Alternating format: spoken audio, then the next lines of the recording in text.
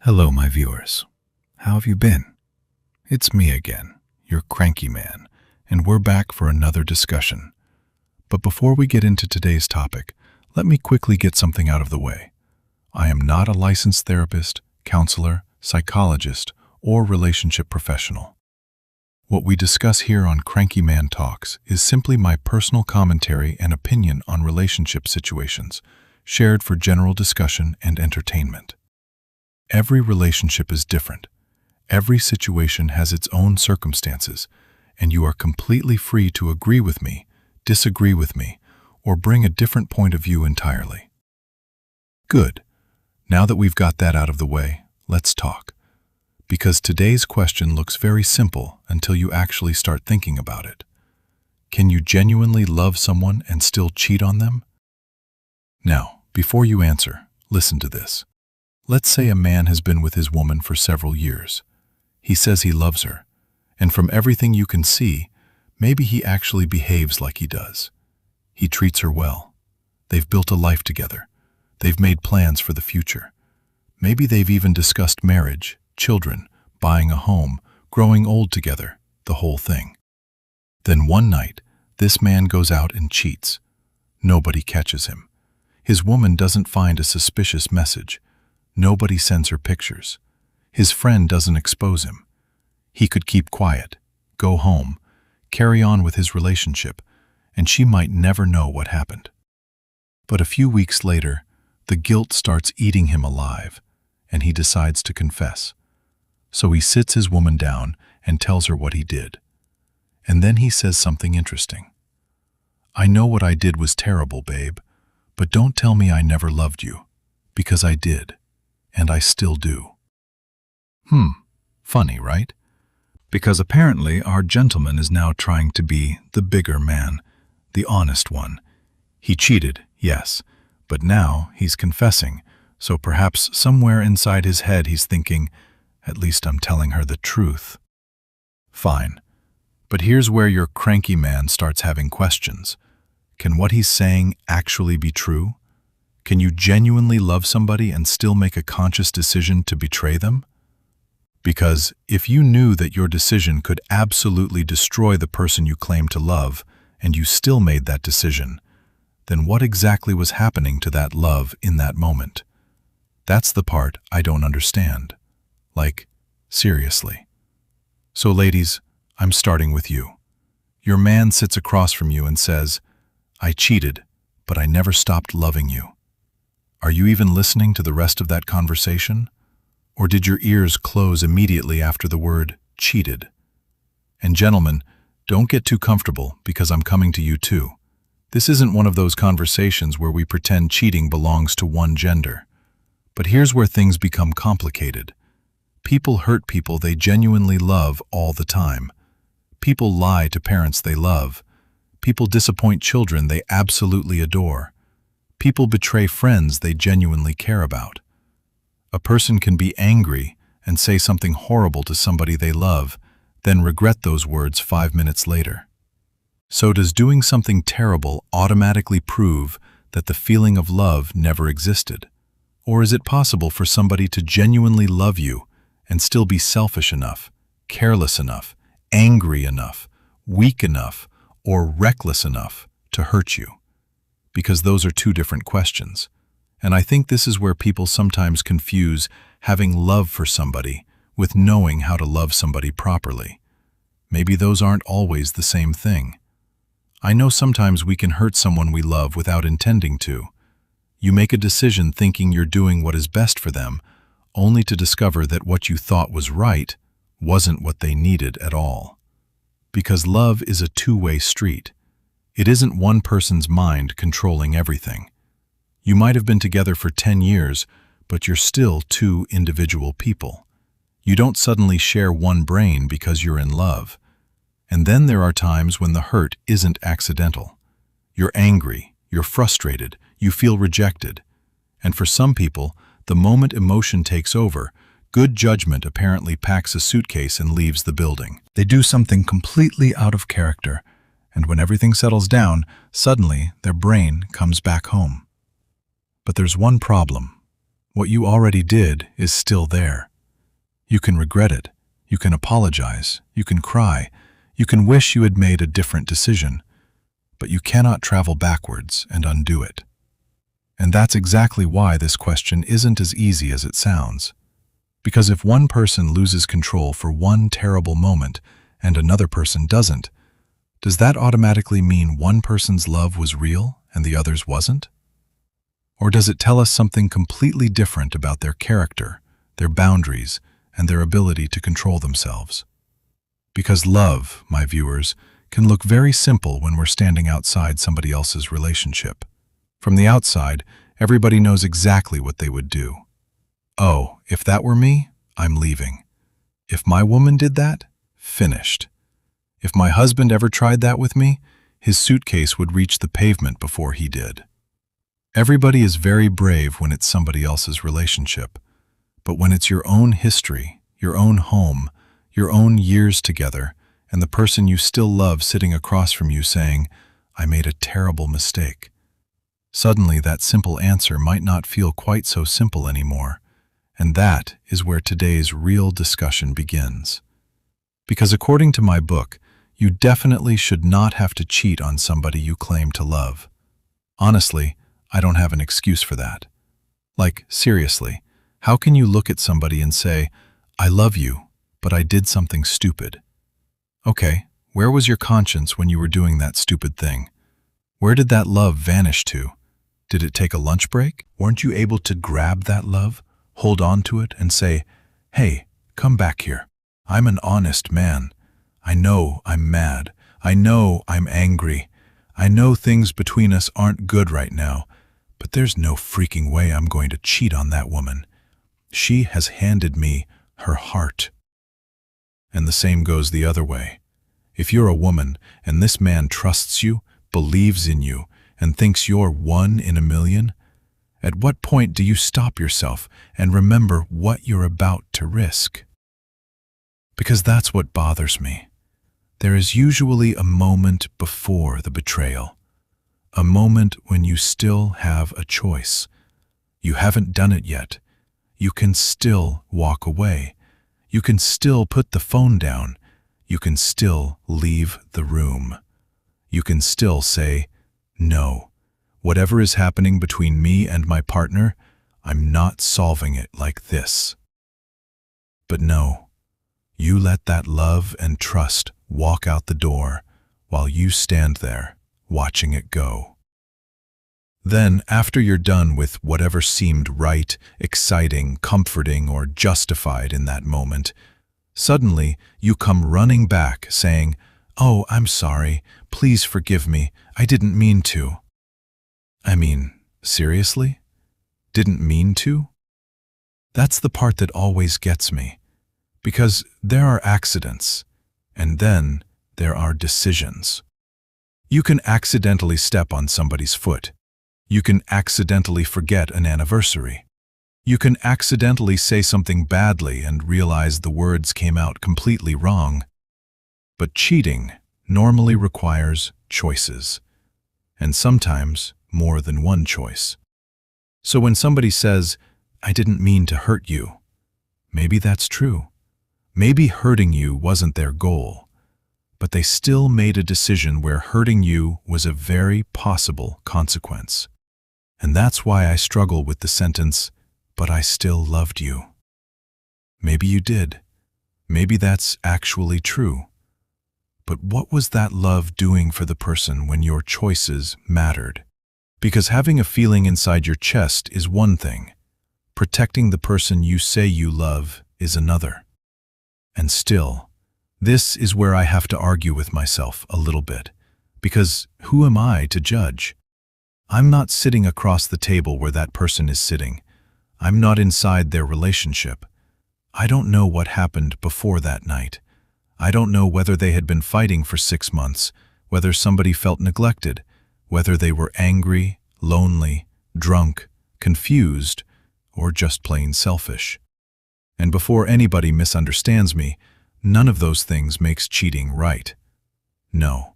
If your relationship is broken, deal with the relationship. Talk. Argue if you have to.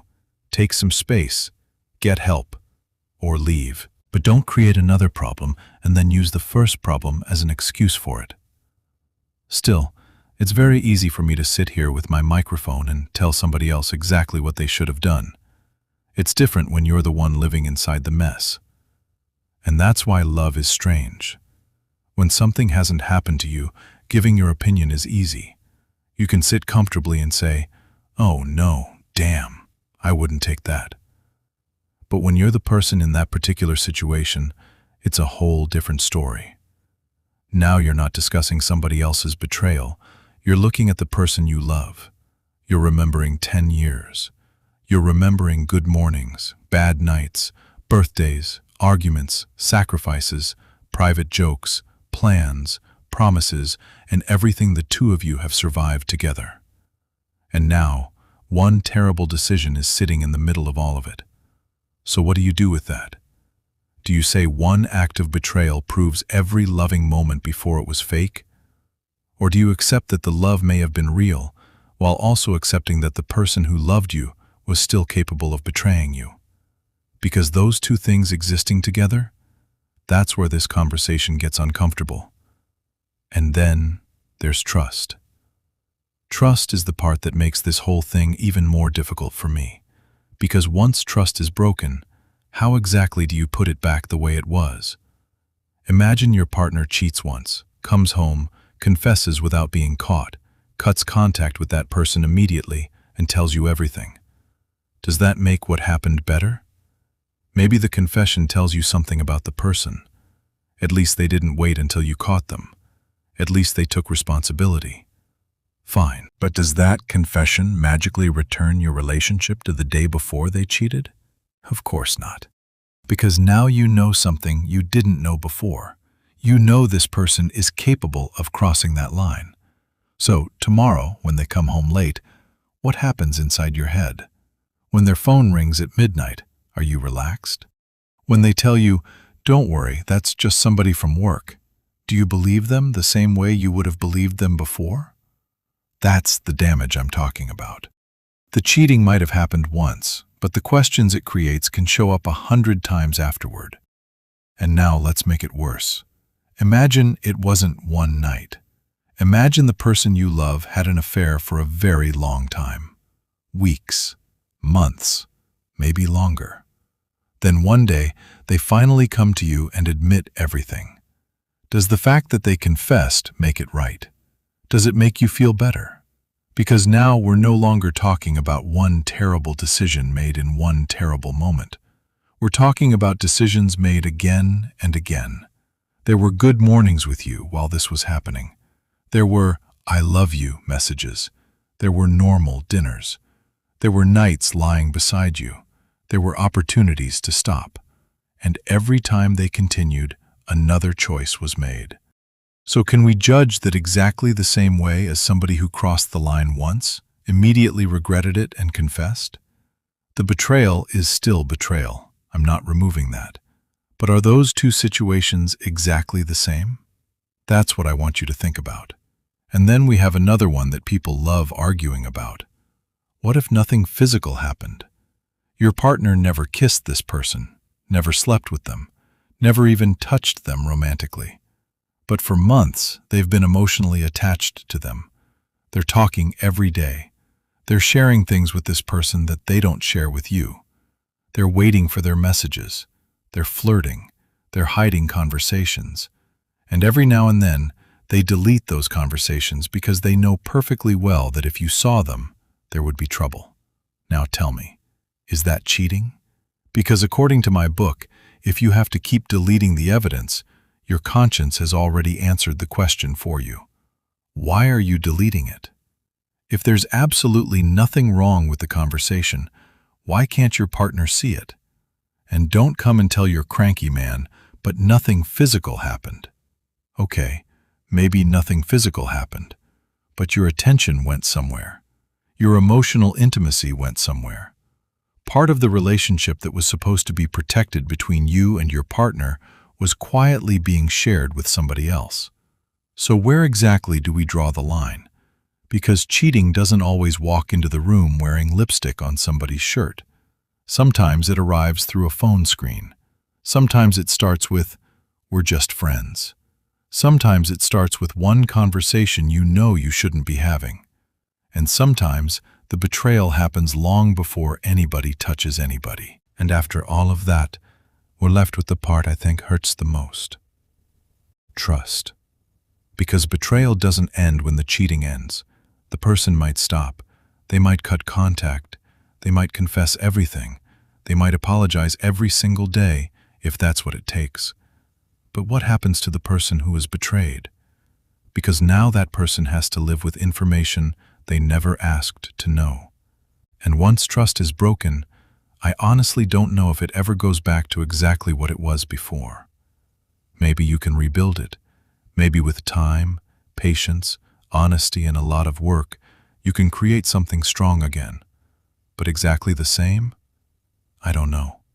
Because before the betrayal, you trusted without having to think about trusting.